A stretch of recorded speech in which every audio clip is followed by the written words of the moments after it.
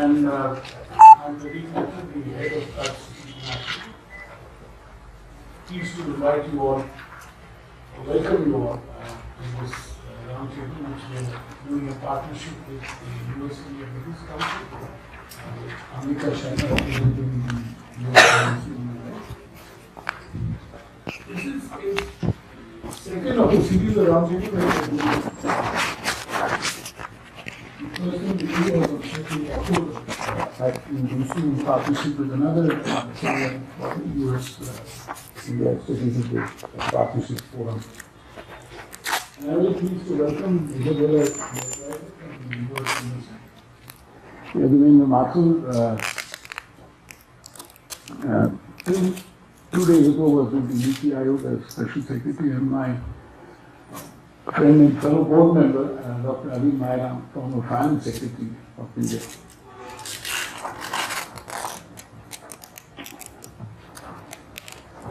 What was interesting, which came out in the Washington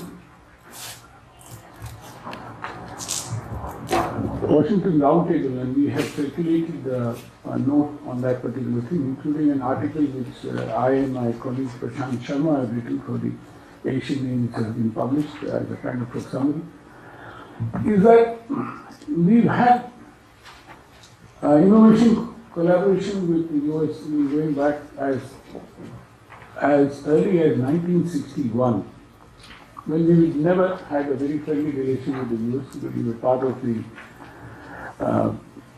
Soviet bloc, as it were, but not in it, but allied to it. The Green Revolution.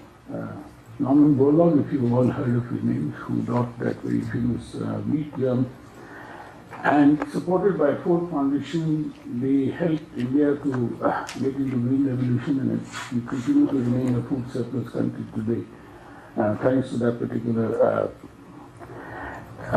help provided by the US. Now, for India, innovation and entrepreneurship remain critical for increasing productivity, economic growth and development. On the other hand, the US interests lie in the market potential and talent pool that India can provide to its innovation-centric companies, which has actually been happening. Bilateral initiatives that encourage innovation to play a greater role in steering socio-economic development in the two countries do exist. Government-to-government initiatives such as the Indo-US Science and Technology Forum, the United States India Science and Technology Endowment Fund, and the Defense Technology and Trade Initiative, among others, are testimonies to this fact. At a recent one, I was referring to the Innovation Roundtable organized by CUTS in partnership with USIBC on 30th October, our Ambassador Harshvardhan Shringla underlined the significance of bilateral innovation cooperation to pursue win-win outcomes. What he said was interesting. India, a young country brimming with talent and future entrepreneurs, is the ideal destination for US expertise and capital. The US is also the repository of cutting-edge technology that is highly relevant to what India requires for its economic growth and development. Furthermore, developing an alliance between India and US on the digital and cyberspace issues is the need of the hour. If you look at the geopolitical situation. The core objectives, among others, should aim at fostering innovation, development, and defensive mechanisms, which includes a roadmap for artificial intelligence. The announcement by the Indian Space Research Organization introducing the Indian Regional Navigation Satellite System, NAVIC, provides an opportunity to leapfrog in the technology sector. This original navigation system really has the potential for improvements in geolocation capabilities of mobile, automotive, Internet of Things, and all of that requiring 5G. In addition to retaining its position as the world's third largest startup hub and with growing number of tech startups, India is strategically poised to drive the next wave in technological advancement. Supporting the increasing number of tech startups is cognizance of their role in providing direct and indirect jobs, including attracting foreign investments. Recent policy interventions have ensured that progress is made in this direction. However, there is still work to be done in terms of sending a strong signal that investors are welcome and to ensure that fiscal incentives are made more lucrative and in favor of startups while ensuring consistent supply of electricity and relatively skilled workforce. These are two very critical inputs. Also, for innovation-based transformation, the foremost requirement is not to underplay the role of institutions in policy innovations. The role of government is in fact central in that sense. The need for such kind of innovation makes more sense in the context of the defense offset policy 2016 of India. Due to complexity of regulations, the foreign suppliers and vendors fail to meet their offset obligations. This actually affects the intent and spirit envisaged in the first place. To arrest such gaps, it is imperative for policymakers to keep creating space for multi-pronged, multi-sectoral and multi-stakeholder engagement. This will also require a whole of government approach, like many other similar issues that we've been speaking about. For example, whether it is tourism or skills, etc. These are cut across various ministries. And similarly, this also has to be looked at the defense offset policy as to how it can benefit the other parts of our efforts that we are doing as a country. In the energy sector, the US can help address both conventional and non-conventional energy needs of India. The areas of convergence can be joint research and development in clean coal technologies, natural gas, nuclear energy, and integrating renewable energy into the electricity grid. Since 2015, the Government of India has embarked on a journey of installing 175 gigawatts of renewable energy capacity by 2022 in the country's energy mix. This is exceptionally challenging, given the current operational and regulatory challenges in the power sector. However, a study conducted under the US-India bilateral program, Greening the Grid, revealed in 2017 that integrating 175 gigawatts of renewable energy into India's electricity grid by 2022 is both technically and economically viable, provided there are policy and regulatory decisions that support system flexibility and renewable energy investment.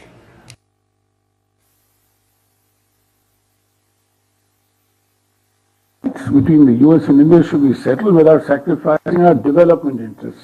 This is where there is a point of departure quite often. Understanding of IPRs, USS versus what we think about in India. Some IPRs may be perceived as public goods, but others may not. It will also require India to build awareness on IPR and innovation issues in the industry, particularly startups. From a standpoint that patents are crucial in bridging innovation gaps, the patenting process in India needs to be expedited from the current period of 64 months to at least 30 months as against 24 months in the US. Our patenting process time is more than 5 years, which is pretty bad as against 2 years even in the United States. Seemingly, the US may provide great help in addressing socio-economic issues facing India. Like I refer to the Green Revolution, that is a marvelous partnership of the past. The US government and private sector holding tremendous potential in mobilizing capital, technical skilling and knowledge support for the country. We have a lot of private sector companies around the table, and I'm sure they will be speaking about it in the panel which is going to follow. Going further, there is a need to build on innovation cooperation in energy and environment, information and communications technology, emerging technologies and digital infrastructure, entrepreneurship and inclusive growth, infrastructure in manufacturing, and healthcare, among others. The roundtables such as this are an attempt to enhance mutual understanding about the role of innovation in accelerating growth and development in the major and strategic sectors, as well as the pain points towards their uptake from policy and regulatory perspectives. The sectors in focus of this roundtable include, but are not limited to, defense and aerospace, energy, and data and technology. I would like to thank USIBC for collaborating with us for this roundtable. I also thank all the speakers in the panel and the panel which is going to follow from this, and all the participants for taking time out from their busy schedules for joining with us today. And with that, let me welcome you all once again and to request Ambika to make her opening remarks. Good morning. Thank you, Mr. Mehta.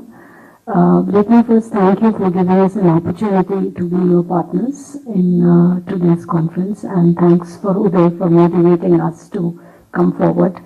You have already alluded to many important areas which I'm going to focus in my opening remarks. From the global organizations to the embassies to the various international and bilateral chambers like ours, we have been closely watching the contours of the US-India relationship over the last 20 years and see how the diplomatic and economic landscape is changing. United States and India are not only the strategic partners with hugely enhanced trade and commercial interaction, but are expected to gain and have been gaining in exploring the new business opportunities in many strategic areas. Our cooperation and exchange in the foreign policy, strategic and defense issues are an important factor in the evolving geopolitical order in Asia and the Indo-Pacific, which the entire world is watching. When, in fact, the senior leaders from the CUTS, I would like to again name Uday, approached us to be the partners in this exercise, we realize the importance of innovation as a subject and a center stone to all the conversations we are having with regards to the India-US story. Today, with the presence of some very key senior leaders from the many sectors which Mr. Mehta has already spoken, I'm sure we are going to carve out a good strategy as to, and also the areas which are, as per Mr. Mehta, which are the pain points. According to the USIBC, we would like to prioritize our 5 pillars to the India-US innovation stories. And the first one I would like to talk about is data and digital economy. We will agree that as we evolve and enter the 4th industrial revolution, data-driven economy for the future, comprising Internet of Things, you already talked about, blockchain and AI, and multiple cloud are going to be the key factors defining the relationship. The future, hence, of Indo-US innovation relationship will actually depend on the free flow of ideas and data. As India work towards its data law on the privacy, USIBC hopes that it will adopt a collaborative approach to growth to maximize the benefits. Now, I come to the second sector, which is education. With educational deficiencies threatening to undermine its prospects in the global innovation economy, we strongly propose that India must deregulate the higher education system, and from the US-India point of view, we must work towards setting up the platform that allow twinning of programs jointly administered, like colleges, universities, that are not only mutually recognized in both countries, but also serve as the global platforms. The third sector, which has already been very well spoken by Mr. Mehta, is energy and environment, and I'm sure with the Isabella around the table, this will definitely get a focused attention. US and India would benefit from stronger partnership in the development of more efficient and cleaner energy technologies based on the scientific talents, entrepreneurial skills, and private sector experiences. In the UNEP report, we saw that came last week that both countries continue to be the biggest worldwide greenhouse gas emitters. The energy infrastructure deficit India confronts is immense, and hence it's a test bed for scaling up cutting-edge renewable energy technologies that can be sequentially deployed in the respective countries. The fourth very key area, which has already been alluded to, is the area of life sciences and healthcare. India today, as we all know, is called the dispensary of the world and one of the fastest growing segments of the Indian economy. American and Indian firms are increasingly teaming up to discover innovate, and develop new chemical entities while sharing cost and risks. There is need to synergize the needs of both sides, keeping in mind the needs of the US pharma and medical device companies, which needs IP protection, innovation, and of course, we are very keenly looking towards the finalization of the monetary bill. How are we going to tackle the price control issue, which has been taken up by the respective sides? Fourth sector is defense and aerospace, where I would just like to state, after a very well explanation given by Mr. Pradeep Mehta, that with India being made as a major defense partner and with the launch of DTTI, it is of great importance for us to focus on by regularly looking at co-creation and co-production of strategic defense platforms. Of course, space has been talked about, cybersecurity has been talked about. They could really lay a good foundation of our future innovation partnerships. I would just like to conclude by saying that while both the nations are at the crossroads when it comes to the strategic partnership, innovation will play a very key role in the days to come. And I'm sure in the panel, which has been very well put up following this opening session, is going to detail the opportunities and also bring forward some of the key policy and regulatory issues which needs the attention of both the governments. Thank you very much, Mr. Mehta, for giving us this opportunity. Thank you. Well, thank you, Mr. Mehta and Ambika, for that really excellent scene setting. I'm delighted to be participating in this important roundtable hosted by CUTS and USIBC. I'm privileged to be sitting among such a distinguished group of experts and actual practitioners of innovation. As a diplomat of almost 30 years, I'm hardly a practicing innovator in the traditional sense, and I'm realistic about my own abilities. But I have worked in a number of countries with varying innovation landscapes, as innovation has become an increasingly important part of the economic and diplomatic portfolio. As I'm sure you're aware, innovation in one sector can inspire innovations in other sectors, leading to a virtuous cycle of new products and services and the creation of new jobs. This innovation cycle begins with partnership and collaboration. This cycle has been an abiding strength of the U.S. economy and continues to drive it forward. Before I discuss a little bit about innovation in the United States, I'd like to take a moment to highlight a few aspects of the budding U.S. and India bilateral relationship. We've come a long way since the 1990s. You went even further back. And it has evolved into a strong and strategic partnership, one fit for the 21st century. President Trump and Prime Minister Modi have met numerous times over the past few years. They've developed a close personal relationship, as demonstrated by the successful Howdy Modi event in Houston. The U.S.-India partnership now involves almost every part of human activity, from economics, geopolitics, and energy, to scientific research, space, and beyond. The U.S. is India's largest export market, and U.S. companies are the largest source of foreign direct investment into India. Indian students and researchers enrich and are enriched in our universities. While the U.S. is not alone in being a leader in innovation, few countries have placed such a premium on innovation technological advancement. And after all, I'm here to represent the United States, so I'll focus on my home country and some of the elements that may be common and helpful to other countries. There are many elements that help the U.S. become a model of innovation. Our First Amendment is the top of the list. The free speech that this amendment protects enables a robust exchange of opinions and fresh thinking, and with them, new business ideas. Challenging the status quo is a bedrock of American dynamism. In the United States, success born of risk-taking and innovation is handsomely rewarded, and failure is viewed properly as a tool for learning. Consider Thomas Edison, who said of repeated setbacks in his quest to invent a practical light bulb, "I have not failed, I've just found 10,000 ways that don't work." We know instinctively that failures often provide more lessons than successes. The United States is a nation of immigrants who have come together from all corners of the globe. Immigrating to the United States to create a better life is a mindset that encourages our best and brightest, regardless of their backgrounds or birthrights, to rise to the top. The diverse histories and experiences immigrants bring with them to our shores contribute new perspectives and great ideas. Our education system values exploration and outside-the-box thinking. We teach students to challenge the status quo.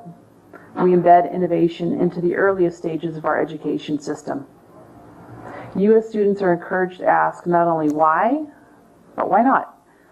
Last year, approximately 200,000 Indian students chose to study in the United States. Freedom to dream, to act, and to think has brought about cures for diseases, aid to the disabled and elderly, and the widespread availability of necessities that once were luxuries. Innovation is also tied to entrepreneurship, for which the United States provides a conducive environment. One can come up with a brilliant idea, yet fail to bring it to market or scale it up if the cost of doing business is onerous or government regulations are overly stringent. American public policies have traditionally favored entrepreneurship, small businesses, and startups. Taxes on capital gains and higher incomes are relatively low compared with other countries, and regulations have generally been light.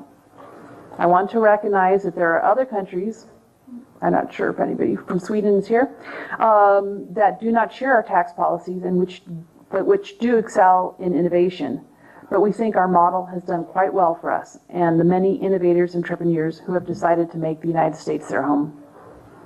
Henry Ford created the assembly line that made the automobile affordable to most Americans. Dr. Jonas Salk created a vaccine for polio, the plague of the early 20th century. And Bill Gates created the operating system which helped make computers available to more and more people around the world.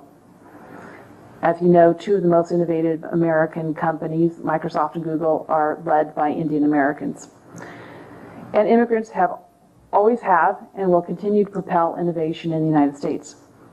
All of these innovators were able to succeed not just because they came up with a better mousetrap, but also because the mousetrap they were selling was located in a risk-taking and entrepreneurship-friendly house. There are other important elements that time will not allow me to explore fully. Strong intellectual property rights, free flow of data and information, and a policy of free access to government data. For example, the decision to make GPS data publicly available, which was very controversial at the time, has led to the growth of entire industries. We recognize the fact that every nation is different based on their histories, cultures, and civilizations. However, we believe our experience building an innovative economy in the United States could be useful for other nations seeking to create similar or different innovative and creative environments. As mentioned previously, innovation today is also fueled by partnership and collaboration, especially as we live in a globalized world where ideas, labor, and value chains crisscross international boundaries. We recognize that India has its own vibrant innovation history, and the government has a rich variety of programs and incentives for innovation. But my task here is simply to talk about where the United States and Indian innovative journeys intersect. While I do not mean to downplay the paramount part played by private investment, I'm going to confine myself to programs in my area of responsibility, which are principally those that are supported by the U.S. government, and hope the private sector will speak about how important their contribution is. I'll turn to some of those programs that we are undertaking with Indian partners. The Indo-US Science and Technology Forum was created in the year 2000 as one of several mechanisms to foster science and technology cooperation between our countries. The forum has allowed our science and technology partnership to mature and flourish across our public and private sectors. Its objectives corresponded well with the 2017 Global Entrepreneur Summit in Hyderabad. At that event, Prime Minister Modi and White House Senior Advisor Ivanka Trump joined thousands of entrepreneurs in celebrating the innovative zeal of young people from India and the United States, as well as other countries, and especially women. Capitalizing on its initial work, the forum has expanded its mandate to manage additional funding sources in order to advance collaborative innovation between Indian and U.S. scientists, engineers, entrepreneurs, and students. For example, We promote joint development and commercialization of innovation technology for social impact through the U.S.-India Science and Technology Endowment Fund. In one project, Stanford University engineers partnered with Rajasthan's Jaipur Foot Organization to create a prosthetic knee that costs less than $100. This knee has helped over 700 people in 28 countries achieve mobility. The Pacesetter Fund is helping India meet its growing energy needs and improve access to electricity in remote parts of the country by financing renewable energy innovation in India. The U.S. government created Nexus, a startup incubator, to support Indian startups and help strengthen the Indian entrepreneurial ecosystem. As a vibrant Indian startup sector helps U.S. businesses and the U.S. economy. The Millennium Alliance, run by USAID, is an innovation incubator and investment organization which has leveraged an initial $7 million investment from the U.S. government in 2012 to $25 million in 2018, supporting more than 150 promising innovators in India. The Millennium Alliance is opening up opportunities to leverage finance and technology in new ways, using the best of these innovations to boost equitable and sustainable development, reaching the poorest communities and encouraging more active participation from women. USAID and the government of India collaborate with a variety of private sectors to leverage resources to scale up solutions for national and global impact. The partners include U.S. and Indian companies, family foundations, impact investors, educational institutions, think tanks, diaspora groups, and the list goes on. Almost 4 million Indian Americans live in the United States, and their commitment to both the United States and their country of ancestry suggests that diaspora engagement will undoubtedly extend and endure. In the energy sector, our nations pull together our expertise to study areas of mutual interest. For example, the U.S. Geological Survey and India's Directorate General of Hydrocarbons jointly study gas hydrates. The U.S. Department of Energy and State, Departments of Energy and State, along with our USAID colleagues, work with Indian partners to identify how nations can best integrate renewable energy into our national grids. We're also doing a lot of additional work in the coal area. This energy cooperation extends into other fields, and in particular, it involves the private sector. General Electric's Welch Technology Center in Bangalore, ExxonMobil's Technology Center in the same city, and DuPont's Innovation Center in Gurgaon are examples of U.S. firms that conduct innovative research here in India. We're working together on clean energy technology development through the U.S.-India Joint Clean Energy Research and Development Centers. As a key implementing organization of the $100 million partnership between the U.S. Department of Energy and India's Department of Science and Technology, the forum enables our countries to collaborate and enhance our collective knowledge of solar energy, new biofuels, energy-efficient buildings, smart grids, and energy storage. In the health area, in 2015, India released its first indigenous vaccine, a vaccine against rotavirus called Rotavac. The Rotavac vaccine story began more than 3 decades ago in India, when researchers discovered an unusual strain of rotavirus that infected newborns without making them sick. Joint U.S.-India research teams working under the bilateral Indo-US Vaccine Action Program conducted critical early-stage research to develop the vaccine candidate. And I would note in my work with the endowment fund that healthcare innovations is one of the most fertile areas. It almost threatens to overtake the fund because there's so many good ideas. Science envoys from the United States are also partnering with Indian counterparts to tackle poor air quality and make further progress on commercial space programs. Turning to defense technology, it's an important area where U.S. and India cooperate in co-developing and co-producing technologies. Research laboratories from our military services and India's Defense Research and Development Organization routinely share information on future technologies that directly impact the effectiveness and security of our country's militaries. Our latest collaborations have focused on minimizing blast and blunt trauma for soldiers in the field to capitalizing on the latest developments in the area of photonics. The Defense Technology and Trade Initiative, or DTTI, started in 2012, is another area of cooperation where our defense establishment and industry are matching security requirements with material solutions.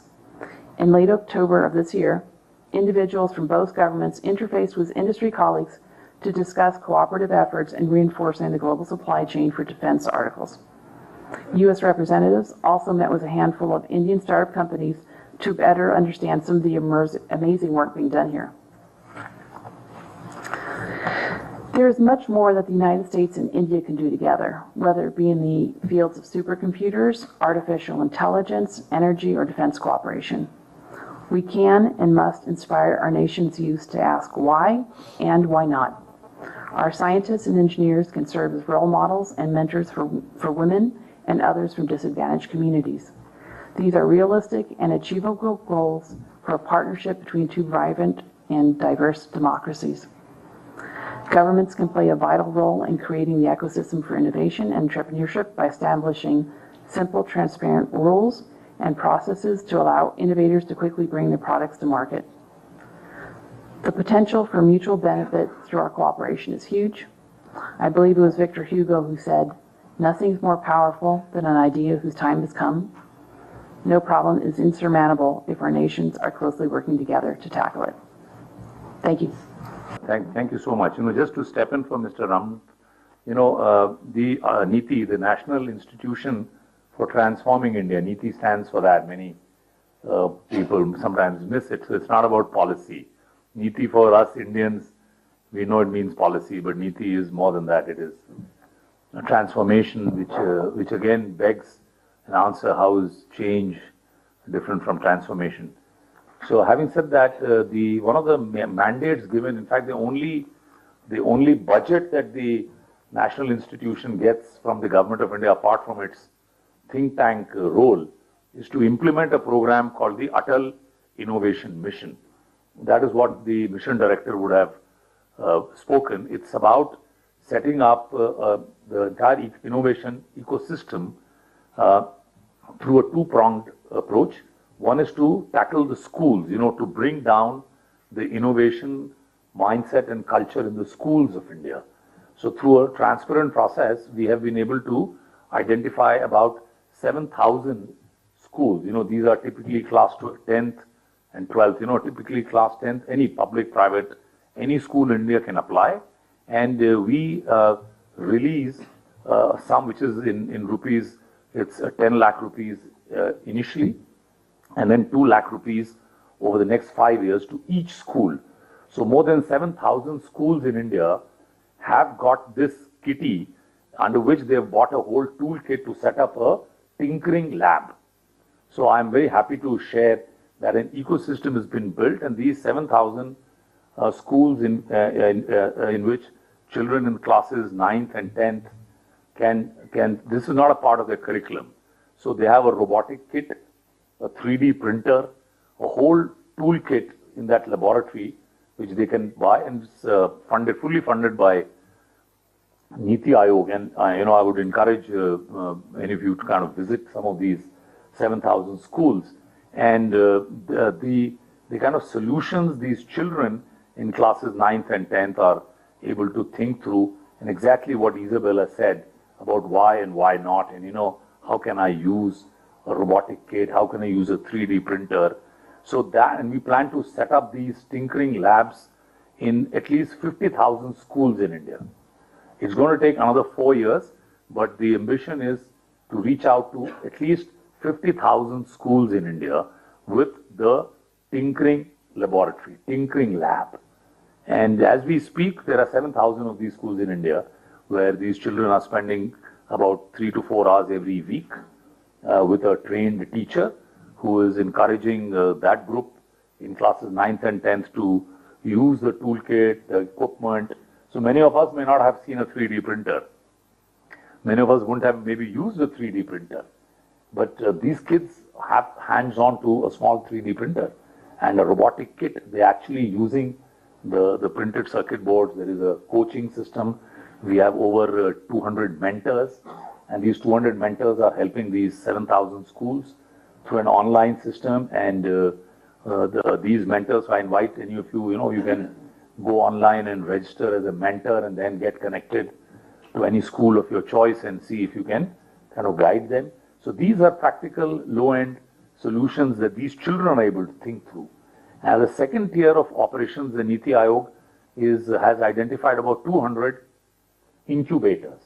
And to these incubators, so we have already set up, released the grants. So this is 10 crores of rupees. 10 crores of rupees is given to each incubator. And the incubator, that institution, it could be a university, it could be a company with an arm's length entity. So there are criteria, there's a high-powered committee, and it's a transparent process. So again, we get thousands of applications and then we are able to select. So over a period of time, over the last 3 years, we have been able to release monies to about 100 incubators. And she just now mentioned the GES, when Ivanka Trump was there along with Prime Minister Modi to Hyderabad. So I was also a part of that organizing team. And that is when and we were able to show to Ivanka some of these initiatives. Even she was, Putin, lots. I think for our Prime Minister, this is one of the high points. He makes it a point to share with the other global leaders how India is creating a whole new generation of young kids who would then later on go on to IITs and other, because they're getting trained. So the ecosystem for innovation is at the school level, is the point I wanted to make. So 40 of these incubators are up and running. Some of the earliest incubator in India funded by Niti Aayog was at Banasthali Vidyapeeth. So I don't know if Pradeep ji has had a chance to visit. So the best incubator is, and so Niti Aayog gave them 10 crores of rupees, and Banasthali put another 10 crores from their side, and they have one of the best incubators. Of course, it's an all-women university, but amazing, energy is created. So 200 incubators would be, this is over and above the incubators. Yeah, so results could be, so Vanasthali, I'm told, has got about 40 companies which are being incubated with them, startups. And I think 4 or 5 of them have got their angel funding and their Series A. So as you know, the entire ecosystem for startups in these challenging times is there. So maybe 1 in 100 startup would kind of become a unicorn, but you would need that. So the success rate for startups is definitely going to be very, very low. So I think incubators should not be disheartened, if I may say. So that ecosystem we have prepared. So just to repeat, we're trying to work with the schools through Niti Aayog. Then we're trying to support the incubators. So 200 incubators would be there. This is big money because we're giving 10 crores to each, which is a little more than about $1.3 million per incubator. So we're going to be spending some money, and this is over and above what the Department of Science and Technology and various ministries, they all have budgets for incubators. And then the next level which we need is accelerators. So again, I'm happy to say that we are working with a lot of high-tech companies, that's a Rolls-Royce and other, GE. So many of these global companies are looking at supporting accelerators. So the tinkering labs in the schools, the incubation centers, and then the accelerators. And that's when the industry partnership is really strengthened. So it cannot be like a one-off overnight. You got to create the whole ecosystem. And I think the national artificial intelligence strategy was mandated to be written by Niti Aayog. So 2 years ago, the finance minister in the budget announced, and so Niti last year wrote the national AI strategy. I'm sure some of you may have had a look at it. If you haven't, have a look at it. It's one of the better documents around the world on how a national, because this is AI for all, very, very clear. We're trying to bring center stage the need for AI to solve problems in health, agriculture. So these are 2 core areas for the national AI strategy, health and agriculture. So so the opportunity for the AI ecosystem in India is to connect with people who can generate the data. And like you were rightly saying, data-rich India needs a very progressive data protection law. And I think that law is still in its final stages, still not in a way out. But I can assure that the opportunities around partnerships with US companies and Indian companies is immense. And like the great work done by this council, as well as other business councils, to connect at the policy level, US and India policy makers is there. But we are all aware that there is need for data protection and localization. There is a need, but that doesn't take away the global good, the global public good that India is committed to create. And I think that's the lesson we want to share, that the way the Aadhaar in India was created as a public good. Very few countries, in fact, there is none in the world which has got that kind of a base which is a public good. Kenya is not. Now, Kenya may be copying us, and we'd be happy to share this public good template. So it cannot be housed in a private enterprise ever. Even the National Payment Corporation of India, where you can, so fintech. So I think that the emerging power of the Indian ecosystem is based on a clear recognition on what is a private good and what's a public good. So I think we are very clear that a lot of data has to be as a public good. So I think the concerns around India as being protectionist and all is kind of garbled, because we are very clear that we do not want good quality, high quality data to be shifting away from a public good to from a public good to a private good. Though there may be some efficiency gains in it being a private good, but as a public good, I think the long-term gains are there. So having said that, I would stop. If there are any questions on the role of the Atal Innovation Mission, I could take them. Thank you. Thank you. Then I think the stage has already been set in the inaugural, and I would only like to say, raise a few concerns which perhaps then can come up in the discussions that we're going to have. One issue in the field of innovation always is in terms of how to deal with the overhang of the earlier investments that have been done, for instance, in the energy sector. We have close to 2.5 lakh crores which is invested in generation of energy through thermal, for instance. We are moving very quickly into clean energy. We have built up a very huge capacity for generating both solar and wind power. But we are also seeing that there is an overhang now on the financial system with the sunk capital which is already sitting there, and we have not been able to address that issue. So while we are talking of innovation, I don't think we can look at it in isolation from the realities on the ground, which is going to be true for many sectors, especially as technology changes very quickly. Same thing is in terms of, for instance, the sunk cost in refineries. The huge investment which has gone into oil refineries, what is going to be the next fate of these? Because their life is 30 to 40 to 50 years. What is going to be the fate of it if the entire transportation sector in India becomes electrical? So we need to be mindful of that. And I think while we are looking at innovation, we need to also begin to look at how we are going to deal with this problem, which is a real problem as far as the economy is concerned. And that's a matter of great concern that we need to be looking at. The second issue which I think we need to also deliberate upon is the issue of especially when we were talking about joint collaboration in innovation, or when US companies and Indian companies are working on various innovation projects. One question which always comes up is the political overhang on it. We have seen, for instance, in case of dual use technologies, where in many cases United States has put a lot of restrictions on transfer of technologies which are of dual use nature. We have also seen this in the nuclear field, where there has been a major raging debate which hasn't been settled as yet with regard to the technology of peaceful use of nuclear power.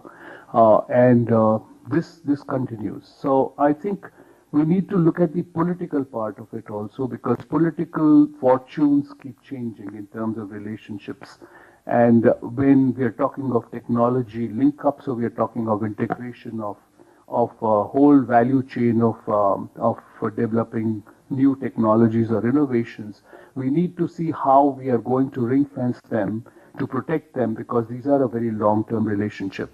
The third issue, which I think also is very important, and we need to answer that question, is which Yadu had raised in a different context about public good and private good, is especially because of the issue of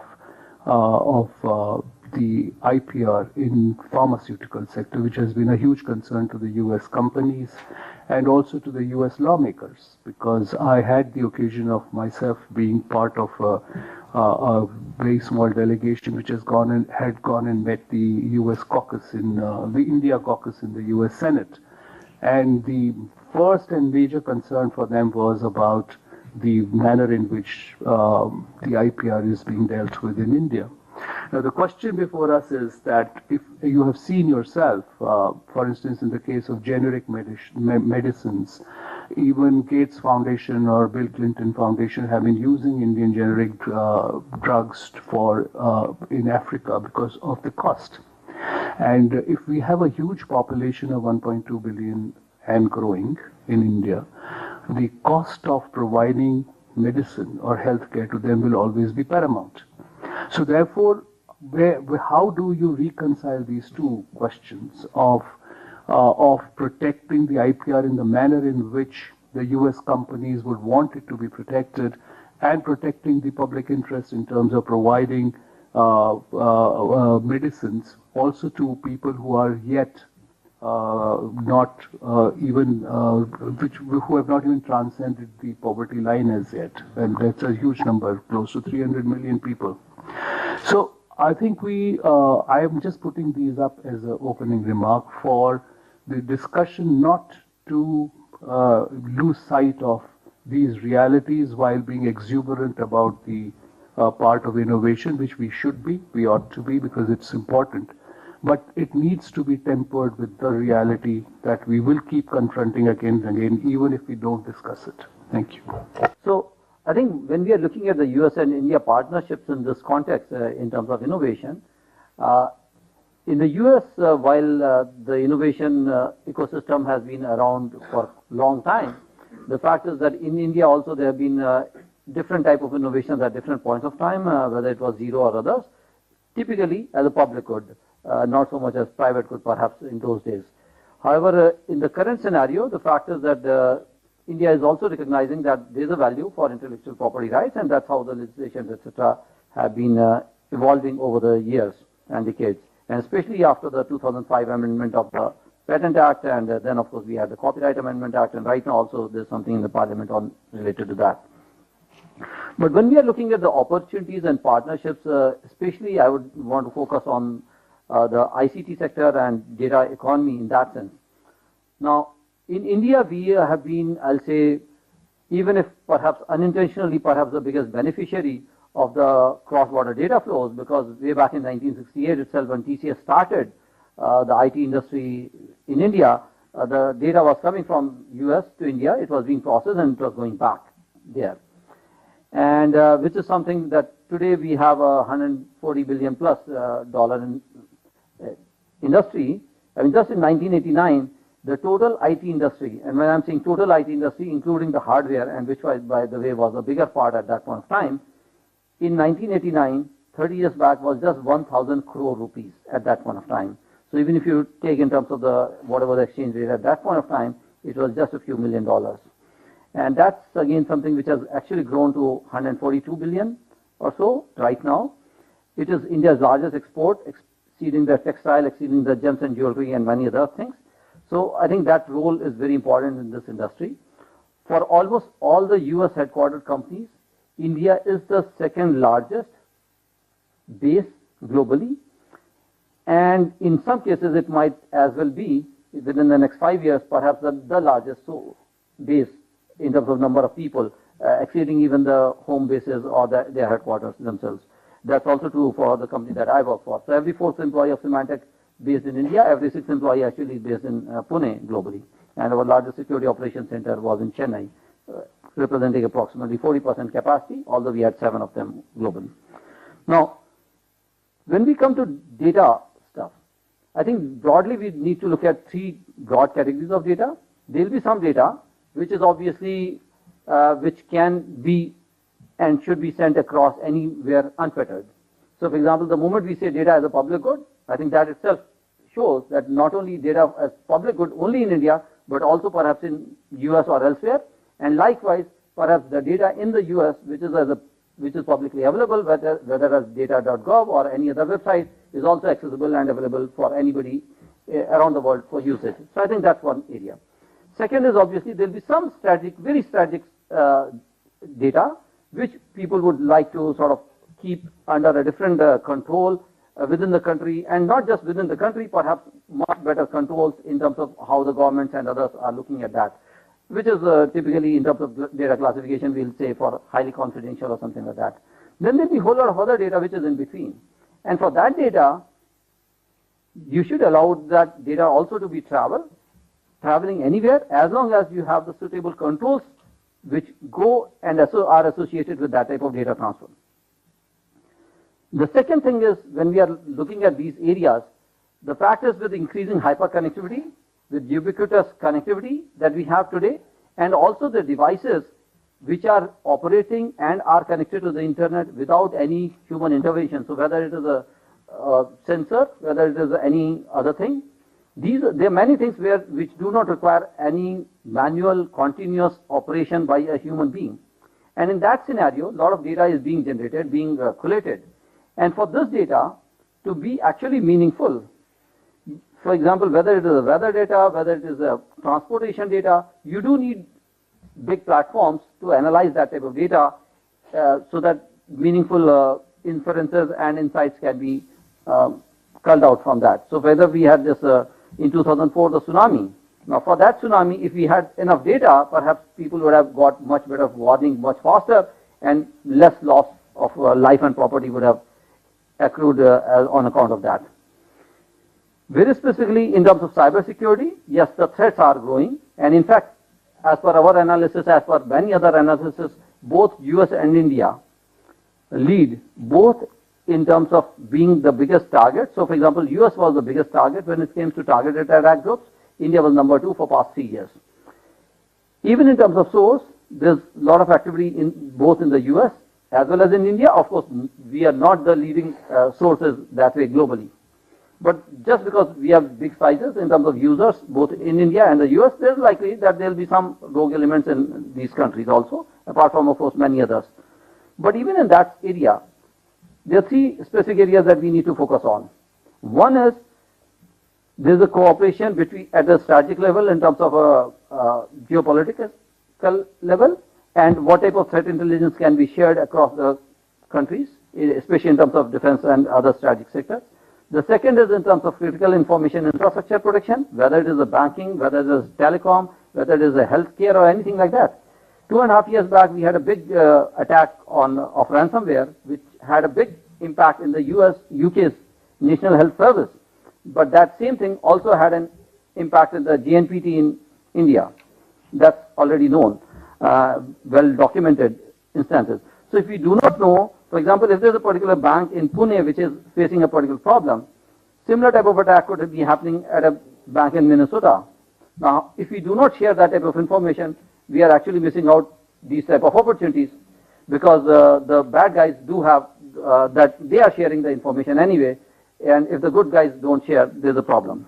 And the last thing that I want to say in terms of data sharing, our Rashtrakavi, the late Ramdhari Dinkar, so he had written a poem, very short poem called Pakshi or Badal, which basically said that the birds of one country do travel across the borders, And same way, the water from one country becomes vaporized, it goes to another country, it becomes cumulus clouds, and it rains there. And I think that's something that we have also been seeing, as I said earlier, right in the beginning, that data was coming from the US, we were processing, sending it back in a different form, doing some value addition. We also got benefit, they also got benefit of that. Same way, a lot of other things where US companies are providing services in India, and I think this is a collaboration that we should continue. Thank you. Well, at the outset, I'd like to thank CUTS and USIBC, for again organizing a seminar on this very important topic. And it's not probably more relevant, but it could get more relevant as time goes by, as innovation being the key word here. With regard to the military-industrial ecosystem, which is being sort of being garnered and fostered in the country ever since the 2012 DDTI initiative, a whole lot of steps have been taken both by the Indian industry under the aegis of the Indian government and the US government to come together and try and create a whole better and pragmatic approach towards fostering the entire defense and aerospace sector. Now, for the longest time, I would like to bring out that the Indian military system was probably, in 3 words, strategy without management. What actually happened was, getting into any sort of big sort of military industrial buy was a knee-jerk reaction in trying to come up with a capability to answer to a particular threat. For the longest time, it was all the threats were in the land sector, and they were, initially also abled by superior tactical air power. But 2000 onwards, we saw the shift to recognizing our threats from the maritime domain as well. And with the 2002 effective blockading of Pakistan by Indian Navy, followed by the 26/11 attacks in Mumbai, India's importance in this geopolitical region, in the Indian subcontinent, as well as all the regional players who make up the entire Indian Ocean region, has never been more important. And as India's importance grows, there is also going to be a renewed focus on India's capability of being a major security player. And for that, you require a very vibrant, a very robust military-industrial complex. Now, unfortunately, this cannot be recognized if, innovation is not at the heart of what we are trying to do.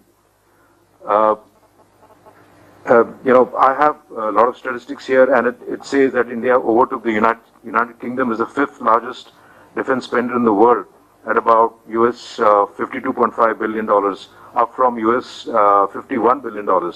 Now, despite this, our defense budget being about 1.6% of the entire GDP, as well as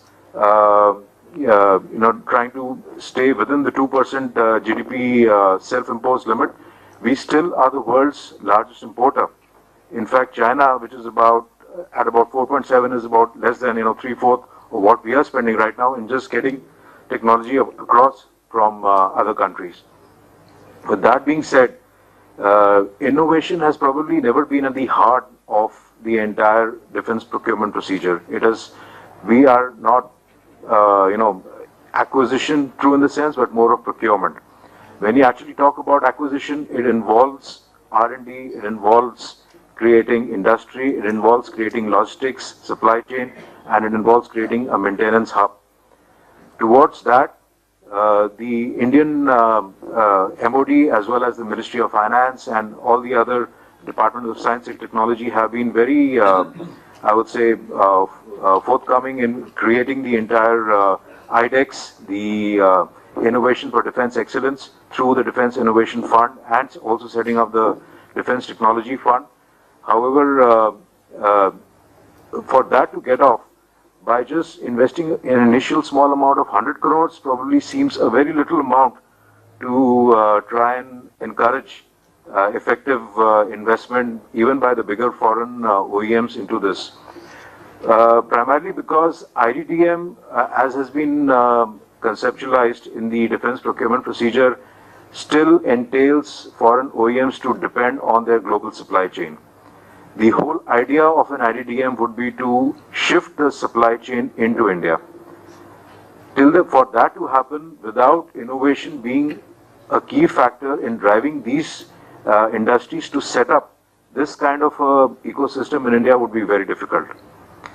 So I would say it would be beneficial for both the US and India to, spend more time together under the DTTI to try and get these technologies, basic technologies, into India through the DTTI route, or even if you call the IDDM or the strategic partnership model, that would be more effective in the long run.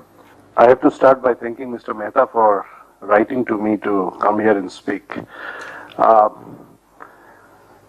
would like to touch on the defense as well as the data and security part, and a little bit on the education.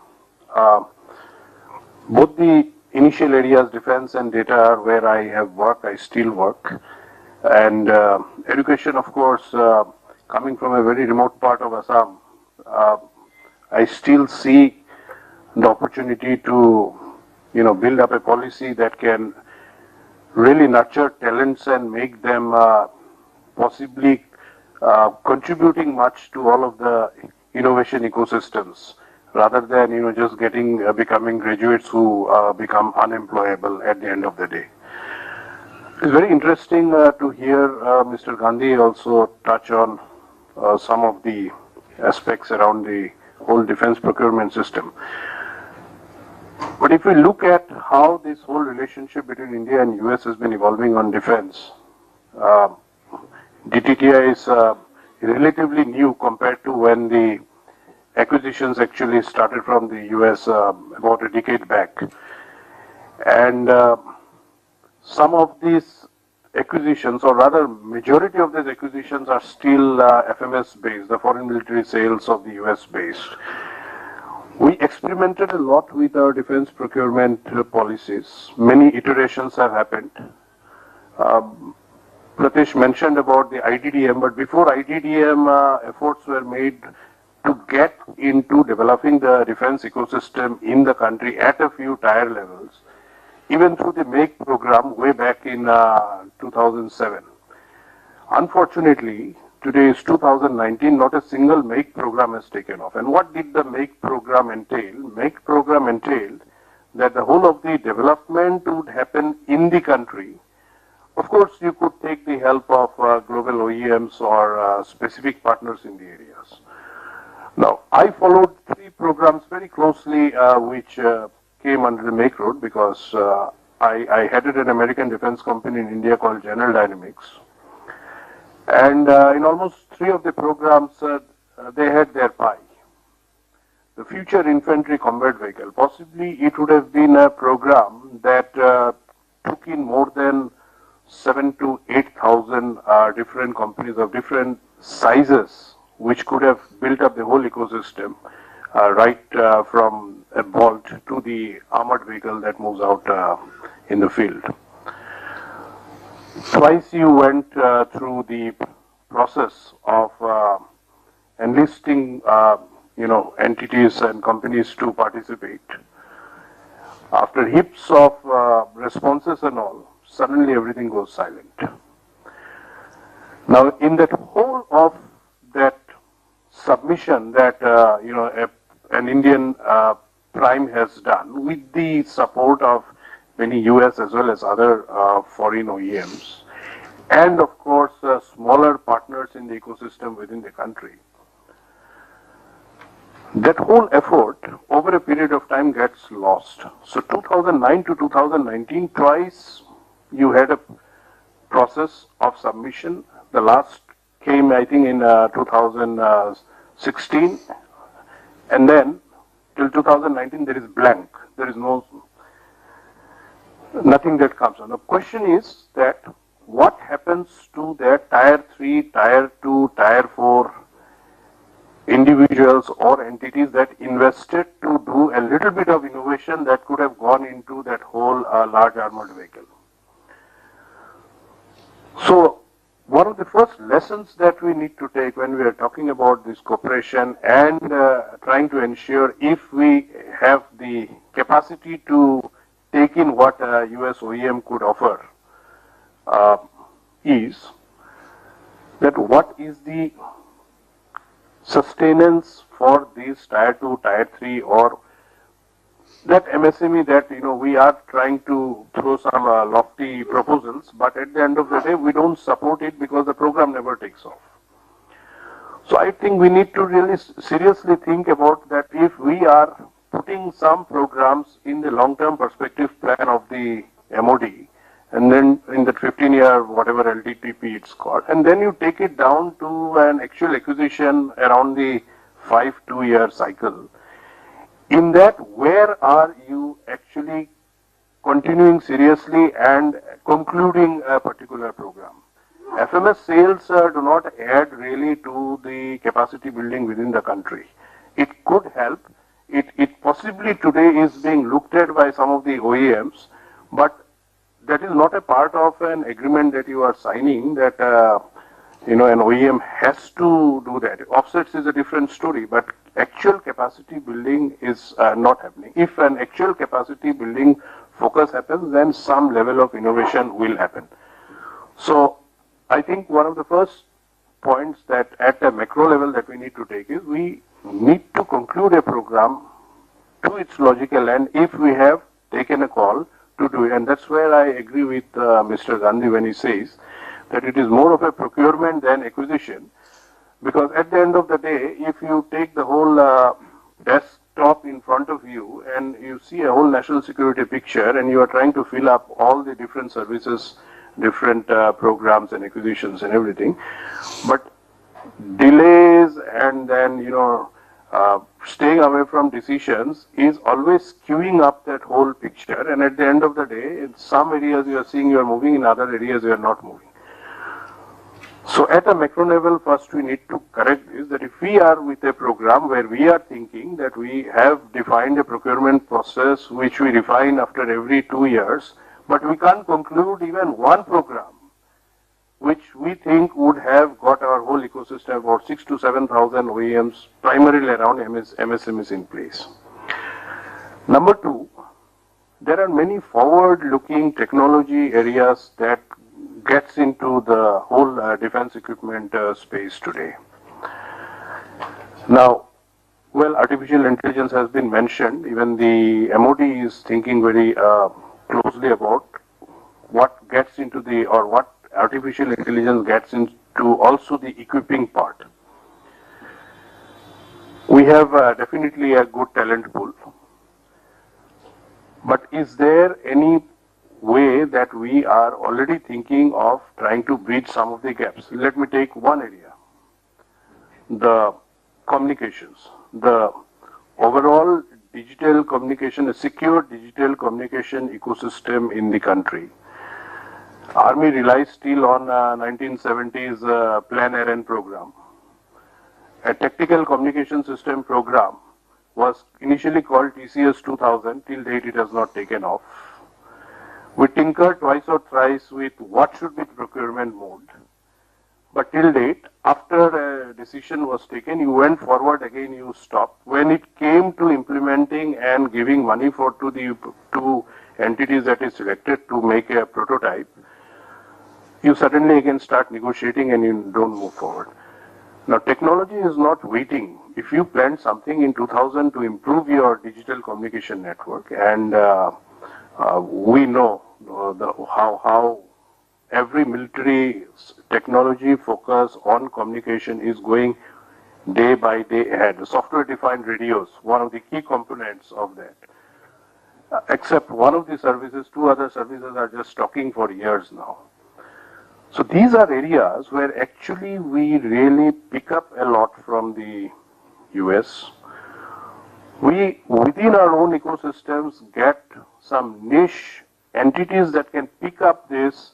And mind you, we have all the foundational, except BECA, that's also going to be signed, all the other foundational agreements that the Americans want us to sign, we have already signed. They have made all the, I would say, changes related to India. Our concerns have been factored in when COMCASA and everything was signed. So now within that ambit, if we are able to incubate and get a few islands of expertise that can foster that, technological communication also, I would think we can again bring in a lot of innovation on innovators working on the ground, because we haven't faltered whenever anyone has been used us for different aspects of the products. 5G is a technology that everyone is talking about. The concerns on security are almost there. 4G LTE was something that the military was looking at for quite some time. Now it's almost a leap to 5G that we are talking, where again, security, cyber security concerns are coming. And I think this is a wonderful area to work between the two countries, because even at the Secretary of State and our External Affairs Minister, this conversation has already happened about where 5G could be something that we could talk. Deepakji touched a lot on the data part. Now, he and me, we have been watching the India's internet system evolve right from the day internet came to India. I still remember the first meeting where we had sat with Pramod Mahajan as the minister. It's a great journey. It's a wonderful story of a lot of innovations that have happened. But I would still think that with a lot of security issues coming to the fore, I would think that there is a lot that we can still do better. We have a national cybersecurity policy of 2013 that we are talking about coming up with a new one next month. But even if you look at 2013's national cybersecurity policy, I remember the day it was being released here by the former NSA, Mr. Menon. I was speaking at the Council of Foreign Relations in New York, where Mr. Jagdish Bhagwati had asked me, do you think anything will go from here in terms of this cooperation? Now, if you see in that, it was mentioned that about 5 lakh professionals would be required for cybersecurity in the country. Now, that figure remained as a figure. Private sectors have employed people at levels that possibly, they didn't help anywhere in terms of looking at people with actual work on innovation or taking this forward. But policy implementation, even around the cybersecurity, hasn't been, I would think, commensurate to what we can do. We have to really think that all the issues around data localization, which becomes a point of discussion between the two countries, even in the trade negotiations, this is an issue. But I would think that there are other areas very close to that that we can target. For example, attribution. Now, we all just saw about a couple of weeks back where the whole story around the WhatsApp was getting a lot of media attention. But at the end of the day, it is that whole one word, attribution. If you are not able to correctly attribute to a source of a particular cyber attack or malfeasance that happens, this kind of games will go on. You can blame him, her, etc. But so, doesn't attribution provide an opportunity for a large-scale ecosystem of innovations and understanding and conversations and again, tinkering that is possible? I would think that this problem has to be solved for cybersecurity to be really, trustworthy and believable by the community as such.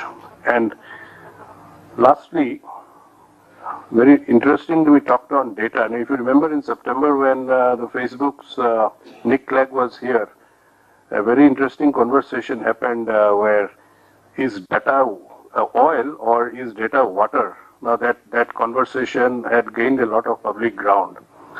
Even if you consider data as oil, as Mr. Ambani had said, and the Facebook had said about data being water and not oil, because oil can be hoarded, I would still think that our track record, India's track record as far as data management has been concerned, has been very, very positive, good, to the point. All the service level agreements that the Indian companies sign with the US companies have been very well followed. So there is a certain level of trust that the Americans have to give us or the Indian companies to be able to take all the future data cooperation forward. My way or the highway around data localization possibly might not be the best approach. I think somewhere we'll have to find middle ground, and as Deepak rightly pointed out, some sorts of data, some data has to remain in this country. You know, it's well in our interest, even despite all the criticisms that which I don't agree to around Aadhaar, but it is still a system that is well protected, it is well conceived, the whole security system around is very well built, and there isn't a single case where any biometric data anywhere has been leaked, neither it can be. So whatever be the level of encryption, whatever be the encryption ecosystem that we have also worked on indigenously, we haven't done anything wrong. We have done a great job, and this is also so. Our own practices, our own track record itself is quite a well indicator and invitation to many of the American companies as well as the system to trust us on this data aspect, so that some bit of activity even on this aspect we can do within this country. Thank you. I'd like to first thank Ambika and Pradeep for inviting me here, and you've got such a distinguished panel. I don't know what I can contribute on, but anyway, I'll attempt my best. A couple of points. I think the US-India relationship today is probably the best ever in the history of both the countries, in my opinion. Sadly, US has walked out of the Paris Accord yesterday. And I'm going to be talking on energy, on mainly renewable energy. So that's why I'm deeply concerned why this has happened. For India to succeed, and India to really succeed, for any country to succeed, if you do a global analysis, the energy costs in that particular country have been the lowest. That has led to huge amount of growth.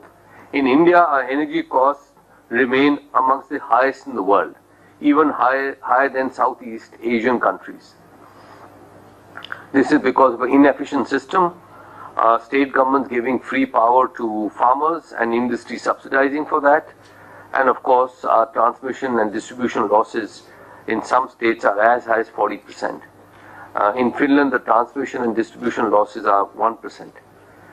So there's a big opportunity for India and US to partner, both in innovation and to see how this can be rectified. Now, India, today we are all well aware that still 40 to 50% of the Indian population has either no access to electricity or intermittent access to electricity, which means the electricity 24/7 is not available. Can we all imagine that if every Indian had electricity 24/7, we cannot control the growth of this country, because whatever the previous speakers have spoken about, that all requires energy, whether it is running of a mobile phone or a computer or a defense. We cannot run without energy costs or without energy. What does India need? India needs $500 billion in debt and equity, which we don't have, to complete the current ambitious program by our Honorable Prime Minister for renewable energy. This money just does not exist in India. It's not there. Therefore, what would make a big difference is the innovative funding, if I may call it innovative, which could be available from the US. US generates equity and debt, which can find its way into India and help India achieve its renewable energy targets and reduce dependence on fossil fuels.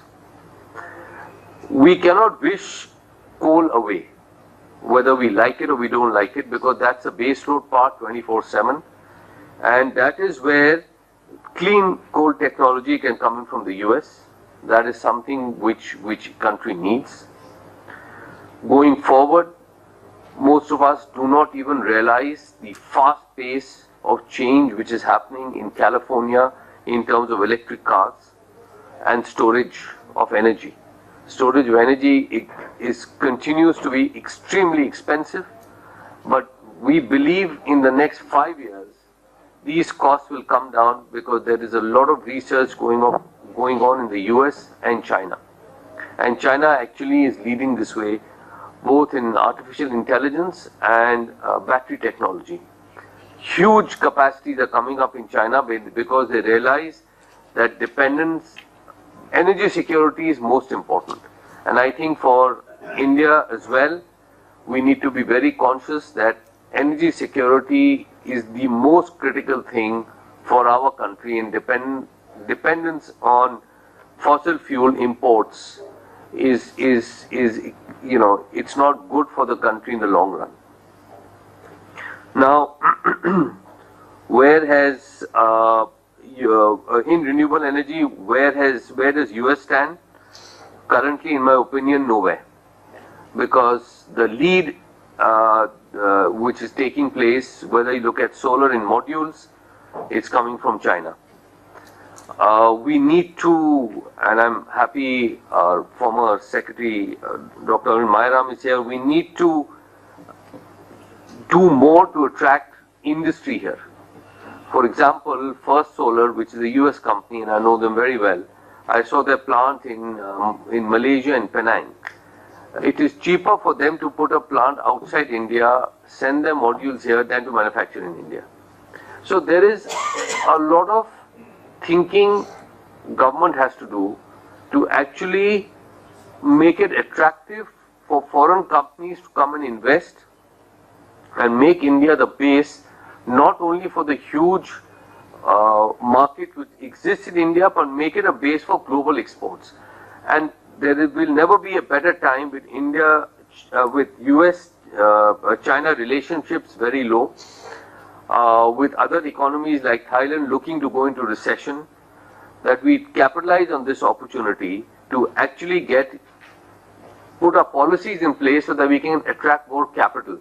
I think India needs to think differently. We need to make laws which are conducive to our country, not copy-paste laws which make no sense. We were leaders in innovation 300 years, 1,000 years, or 2,000 years ago. We have lost that somewhere over the past 2,000 years of being ruled by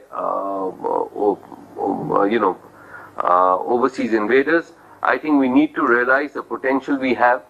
We have Indians working, if you look at any renewable energy project which is taking place in Philippines or Indonesia, you have Indians working there. Because we understand this industry well. The growth which solar has had in India, no other country has had after China.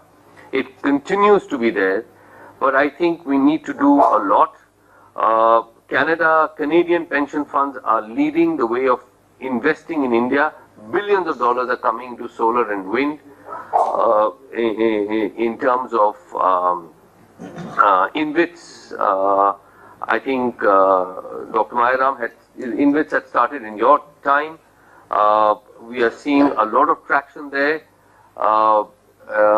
And of course, the raw material which US has is money, which needs to flow into this country. And I think US needs to understand that when India has every Indian citizen has 24/7 power, it's an opportunity for US companies for growth as well. Because when you have electricity in a village, records will prove that the GDP of that village goes up. And there's more opportunity, then you will, whether it is travel or whether it is import of other goods or highways being built. I mean, there's so much can be done because this country has an insatiable appetite for growth. And I think there is no other country, if you look at the mobile phones, highest number of mobile phones, high number of data usage in the world, is phenomenal. So I will pause here. I think that is what the two countries need to do. We need to do more. I don't think enough is being done by the US. And the really US companies need to come forward, open up the technology, especially in fossil fuels, which India needs desperately to have a base load power, and in battery technology, which is going to be the future for storage. Thank you. I think there is a lot of scope for Indo-US cooperation in Africa in particular. And I'll come to this point later on in my concluding remark. I would like to highlight three things about the United States. And these are assets for United States. And I don't think there is any other country in the world who has this kind of assets. First is law-governed democracy, and that leads to admiration. There are a lot of countries which admire United States for this particular aspect, law-governed democracy. Second is free market economy. Whether whatever we talk about, this restriction, that restriction, overall there is free market economy in the United States. And that leads to dynamism in your economy. And third is economically powerful allies, and that gives you strength. I think taken together, that creates this innovative or innovation ecosystem in your country. And I think there is a lot of scope. We discussed a number of areas where United States and India can work together. And I would like to highlight just one or two areas. One is that in the context of this intellectual property rights, there is a lot of scope, I think, for Indian small and medium enterprises and American small and medium enterprises to work together to come out with solutions of various challenges which we are talking about. And we should explore the scope for joint IPRs, particularly in areas like industrial design, not just on patents, but also on industrial design and things like that. My second point is about, I'm very glad to know about this Atal Innovation Mission and the kind of ecosystem which it is developing. And my point is that the real changes which are happening in India, they are not happening in cities like Delhi or Mumbai. They are happening in our villages and small towns.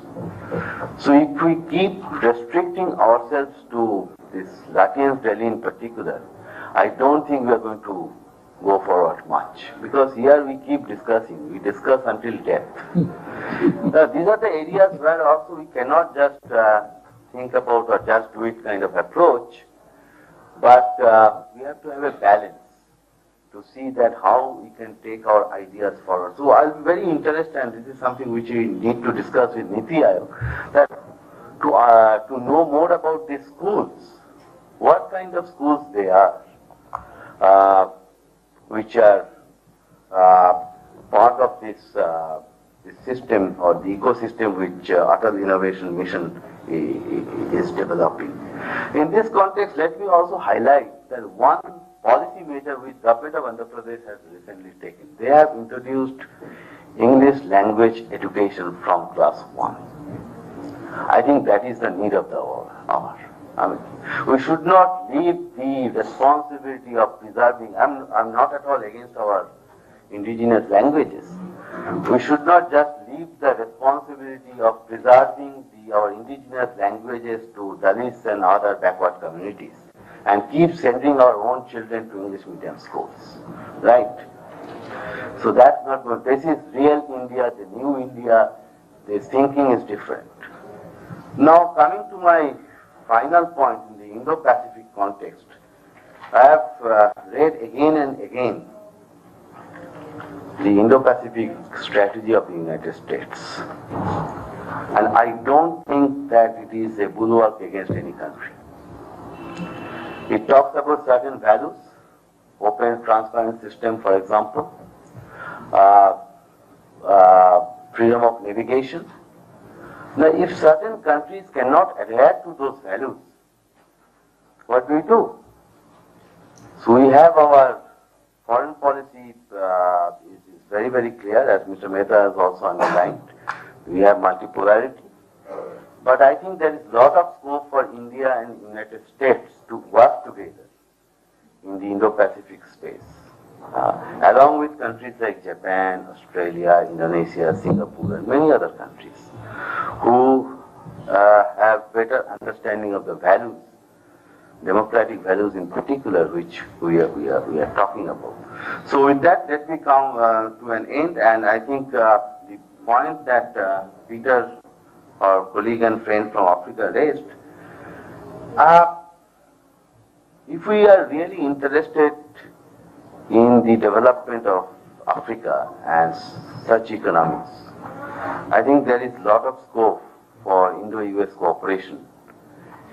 Some activities are already going on, which we know in Africa, because if we look at Indian thinking about the Indo-Pacific construct or compact, the east coast of Africa is also included in our thinking. So, if we can come to a middle ground about the US thinking and Indian thinking in the Indo-Pacific, I see that a lot of areas where